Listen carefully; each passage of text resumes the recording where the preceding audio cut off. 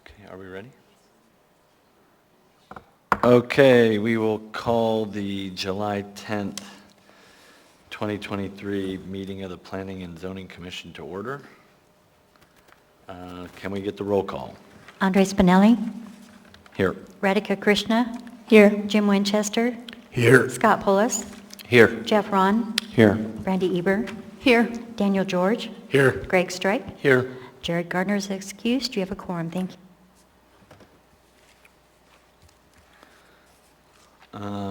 Next, we have the minutes from the June 16th meeting. Is there a motion to approve?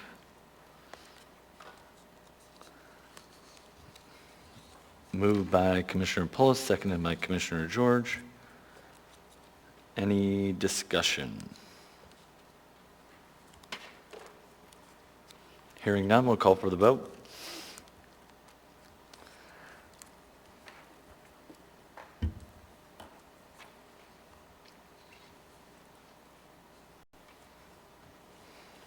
The minutes are approved.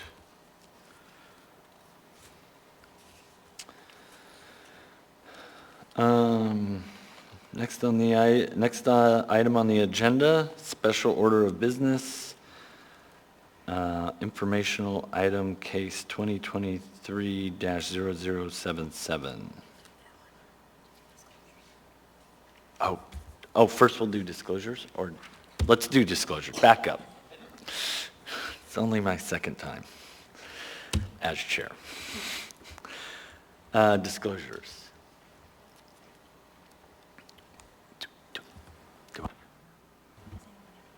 Oh, does anyone have any disclosures? I have something to disclose, but before I do, I will hand the gavel to Commissioner Krishna.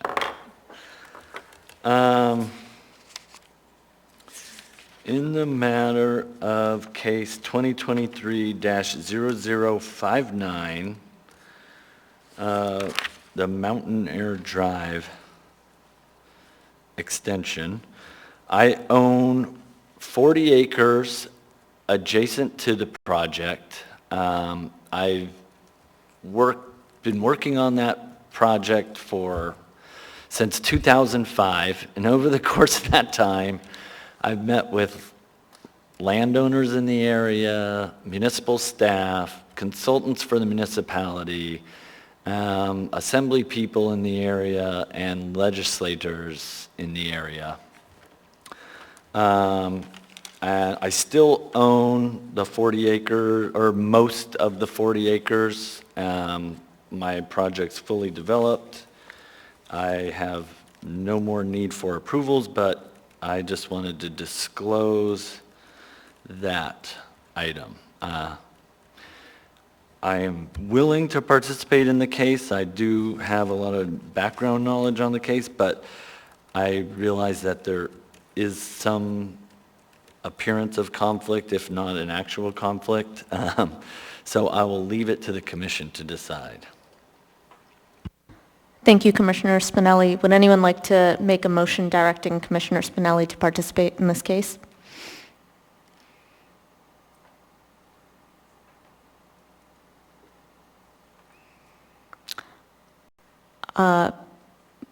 Commissioner George moved to direct Chair Spinelli to participate in the case, and it was seconded by Commissioner Ron. Commissioner George, would you like to speak to that motion? Thank you, Commissioner Krishna. I don't see there being a conflict here. This development that Commissioner Spinelli has talked about has already gone forward and is at the point, I believe, of selling lots already. So the need for a secondary access is no longer a hurdle, is my understanding for this development. I can think of no one better tuned in and familiar with the facts in this case who could, as a private developer, talk about some of these issues, and to have him among us on this board, I think, is an asset. I think his experience with the need for this project is something that is of value to us. So I would like to hear his thoughts on this case.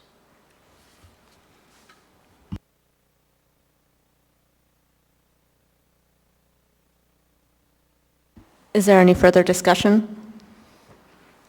Yes, Commissioner Strike? Yeah, I would have agreed with Commissioner George's statement right up until the point that Commissioner Spinelli actually said the appearance, if not actual, conflict. And by his own words, I think he precludes himself from being able to participate.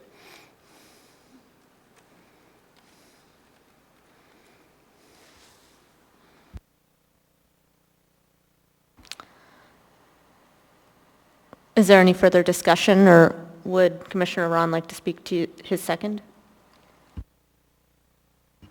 Thank you, Acting Chair Krishna and fellow commissioners. I appreciate the commentary thus far. And Chair Spinelli, thank you for the disclosure, as is proper.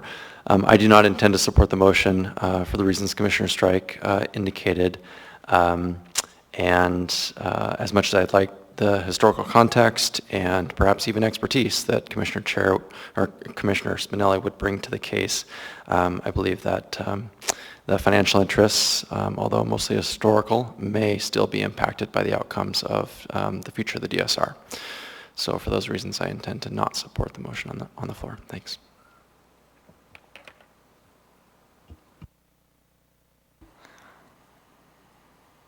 Is there any further discussion?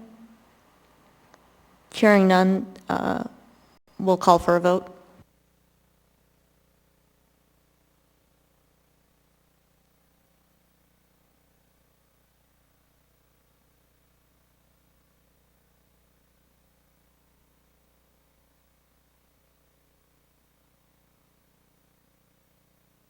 That motion fails. Commissioner Spinelli will not participate in the case of the Mountain Air Drive extension. I will hand the gavel back to Chair Spinelli for the item preceding that.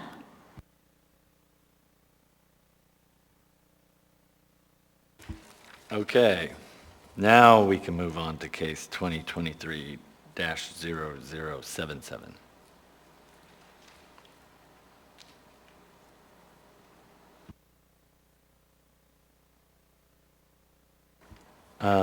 Staff, would you have a report? Yes, thank you, Chair Spinelli. So this is an information item. It's not a public hearing. I don't have a written staff report. There's no public testimony this evening, and there's no presentation from the petitioner. The Commission shall take no formal action on the concept report. The concept report tonight for the Commission's information is the Seward Highway milepost 98.5 to 118, or approximately Bird Flats to Rabbit Creek reconstruction. The road is within the, I've abbreviated as DOT and PF in my notes, but it's the Department of Transportation and Public Facilities. It's designated as a Seward Highway traffic safety corridor, which means there's a higher than average incidence of fatal and major injury crashes. Some of the issues discussed in the concept report include high traffic density, scenic view impacts, environmental impacts, roadway geometry that does not meet current standards, emergency vehicle access, and pedestrian crossings. The project team is still creating alternatives for the project, but Appendix B of the concept report is a reconnaissance study from 2017 that shows a 4-lane divided highway with alignment alternative considerations for tunneling and fill-in wetlands or intertidal mudflats. Municipality of Anchorage street review projects follow a context-sensitive solutions policy, abbreviated as CSS. The CSS process has 3 steps: the concept report, 35% design study report, and the plans in hand. The concept report and the design study report go before the Planning and Zoning Commission. This concept report is to familiarize the Commission with the project. It's distributed as an informational item before receiving the design study report, which will be reviewed by the Planning and Zoning Commission at a meeting in the future. Please keep in mind with any questions or comments that the concept report is an information item only. The project team is here to answer questions. Again, no presentation as it's an information item. Thank you.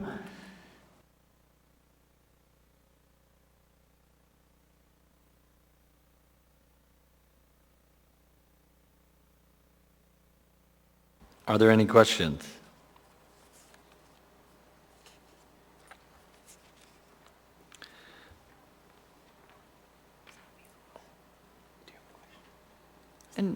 I can give a point of information. The commission, you may ask staff questions, and then if you do have any questions for the project team, you can call them up and they're allowed to answer. We do have a question from Commissioner Krishna. Thanks. I think I'm wondering about the process here. Is this, we see these fairly often, and usually there's a 30% design, maybe a 60% design, and there's some triggers at which future revision or detailed explanation might come back to this commission. Could you describe what the next steps in this project are and what types of input the commission might be interested in providing that might be a part of some future plan for this project? Vice Chair Krishna, the most important thing would be the alternatives for the commission to think about going forward. They are not yet created. The project team is still looking to make their alternatives, but the next step in the design study report will have the alternatives. So you may want to consider that.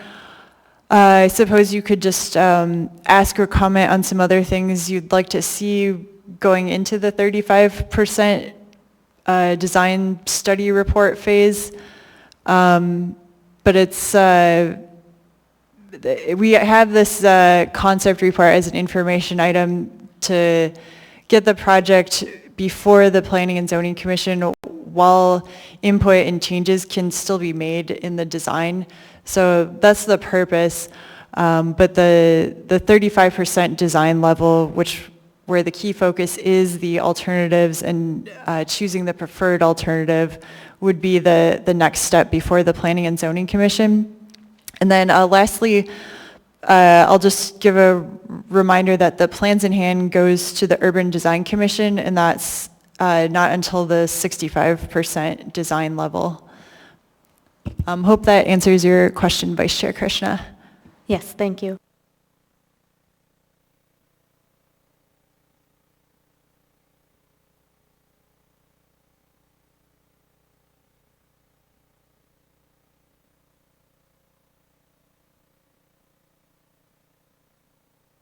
Okay.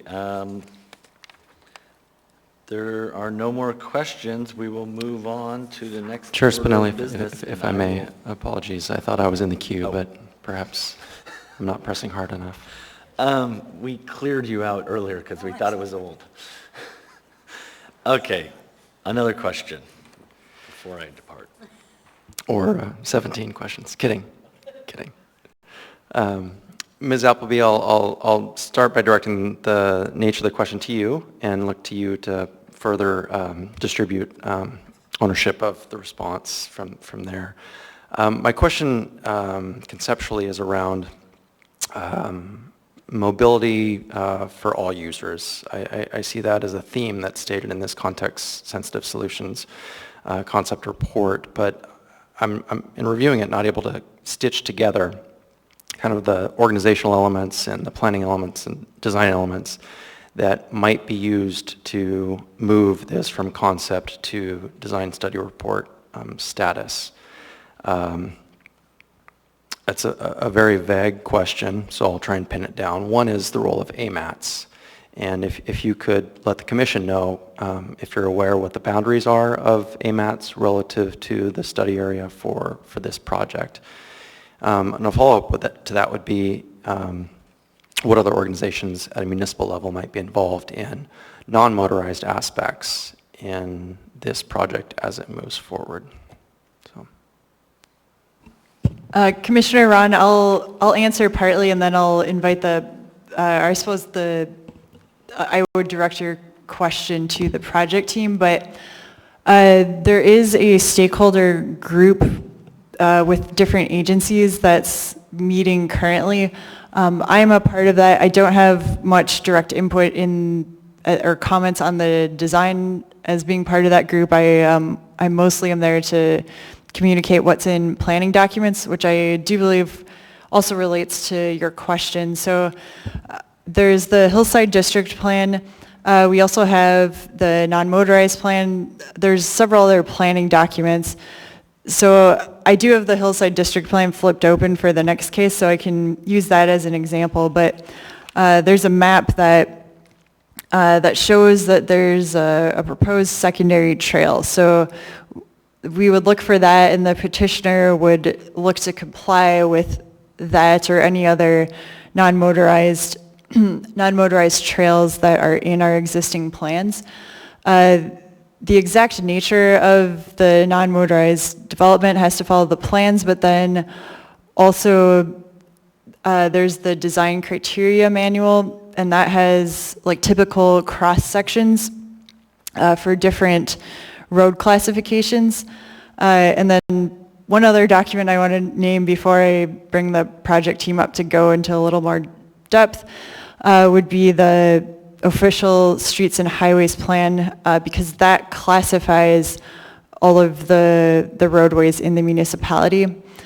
So that would say, in this case, it's like a freeway or highway level, and so there's certain design standards that have to be met for the official streets and highways plan.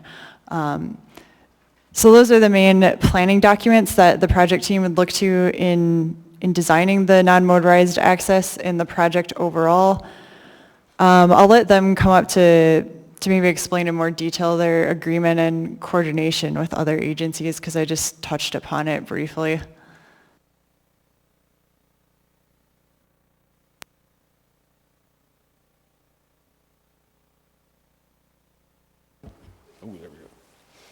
Red light's a good indicator. Hello, thanks for giving me the opportunity to answer the questions. I'm Chris Hughes with HDR. I lead the HDR project team that's consulting with the DOT right now to work on the project. Regarding a lot of the non-motorized concerns and with regards to AMATs, right now we've been working a lot with the different AMATs committees, the Bike Ped Advisory Committee, the Freight Committee, the Tech Committee, the Policy Committee. Aaron Jorgensen, I always mess. Thank you. I mess his name up all the time. He's on our. He's part of the stakeholder working group and is representing AMATs at those monthly meetings as well. So he represents the whole realm of AMATs. And then also on that stakeholder working group, Rabbit Creek Community Council and Tourniquet Arm Community Council. So another couple councils within the area. So a lot of the reconnaissance report that's included in the concept design does show a pedestrian pathway for the full segment, for the full 20-mile segment, and that's a concept that is being looked at right now as well moving forward. So hopefully that answers your questions. Thank you for the information. I think it does. I just want to highlight the interest that I have as commissioner in how the design team will look to achieve that safety and mobility for all users. My understanding is that the AMAT's planning area ends right about Potter's Marsh, which is a very small segment of the project area. I could be wrong about that, but given that, the entire gap from there south to Girdwood, what organizations, what plans, what resources will be relied upon to help inform those decisions as they're brought to the table. Thanks.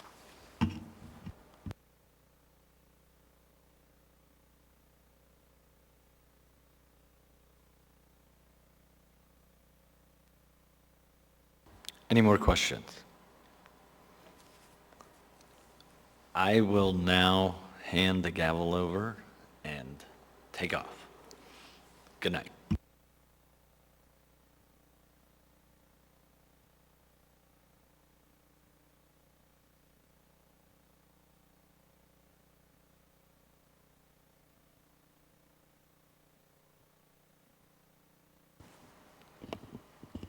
All right, hearing no further questions, we will move on to our other case for the evening, which is 2023-0059. May we have the staff report, please? Yes, thank you, Vice Chair. So this is the 35% design study report, abbreviated as the DSR, for the Mountain Air Drive Extension Project. So again, as I recapped for the information item, they're at the second phase, so the Mountain Air Drive Extension did come here originally as an information item before the commission, but now they're on the 35% design study report phase. There is an existing northern 400-foot segment of Mountain Air Drive serving a fire station in Bear Valley Elementary School. There's also an existing 2,100-foot southern segment that serves residential neighborhoods. This project would connect those constructed segments so that Mountain Air Drive would extend from Rabbit Creek Road to Sandpiper Drive. The project would provide emergency and secondary access as well as improve vehicular traffic safety and add non-motorized facilities. The DSR for the Mountain Air Drive extension describes a no-build alternative, route alternative A, and route alternative B. The preferred alternative is alternative 2, alignment A, direct route. Anchorage Municipal Code provides that the Planning and Zoning Commission issues a decision for a design study report, and a public hearing is not required, but may be held at the Commission's discretion. After the staff report was finalized for this case, the Planning Department received requests for a public hearing to be held, and thus we now recommend the Planning and Zoning Commission do hold a public hearing before issuing a decision on this case. The earliest available regular meeting date for a public hearing would be August 7th, 2023. A memorandum summarizing this updated recommendation from the Planning Department has been provided to commissioners. And lastly, I'll say if the commission does choose to schedule a public hearing, I would recommend that you wait to have the petitioner give their presentation. Maybe treat it as an information item where if you have any questions, you can ask the project team that, but hold off on having them give their presentation if you do choose to schedule a public hearing. That is the end of my staff report. Thank you. Any questions for staff?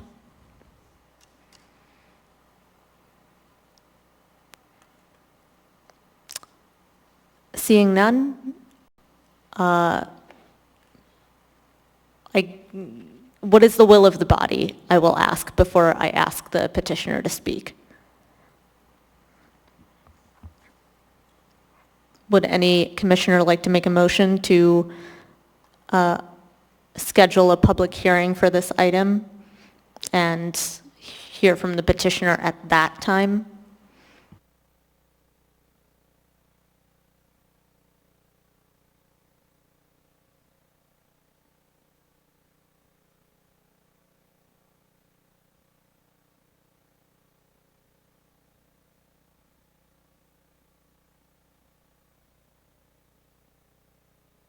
Motion to schedule a public hearing is moved by Commissioner Strike and seconded by Commissioner Ron. Commissioner Strike, would you like to speak to your motion?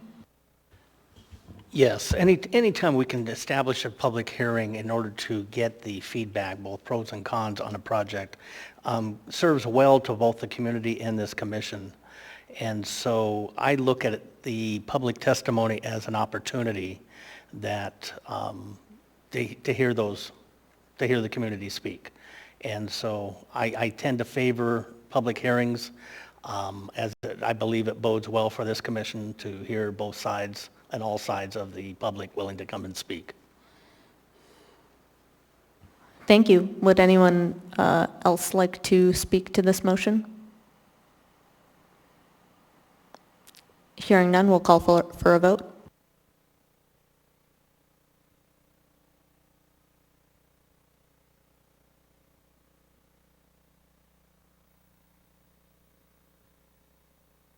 That motion passes.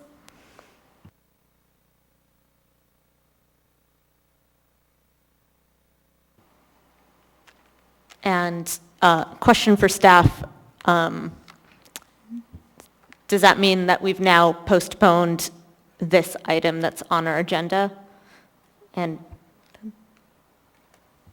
Yes, my understanding was you could still ask questions, but you have officially postponed the public hearing. So I suppose if it's questions on specifics of the project, then maybe it should wait for the public hearing. Okay, I'm seeing Gloria, who serves as the clerk, nod at me, so yes, we would wait for your questions of the project team at the public hearing. I suppose I'll interject a side note, because we've had a lot of the previous DSRs. It all says the same in code, where it's at the discretion of the commission whether or not to hold a public hearing. I will look into if it's something that we might want to change, just because most of the ones that have come before this commission have been deemed worthy of having a public hearing. So I will be looking into that in the future, just to save this step. But for now, that is the code. And so, yes, it's been formally scheduled for a public hearing, and hold your questions until then. Thank you. And I've also heard from Lori that this item there's no further discussion on this item. And that brings us to a very quick end to our meeting. Thank you to everyone who attended. We hope you'll join us again at the public hearing to make your voice heard. I will take a motion to adjourn. Moved by Commissioner Eber, seconded by Commissioner Winchester. We are adjourned.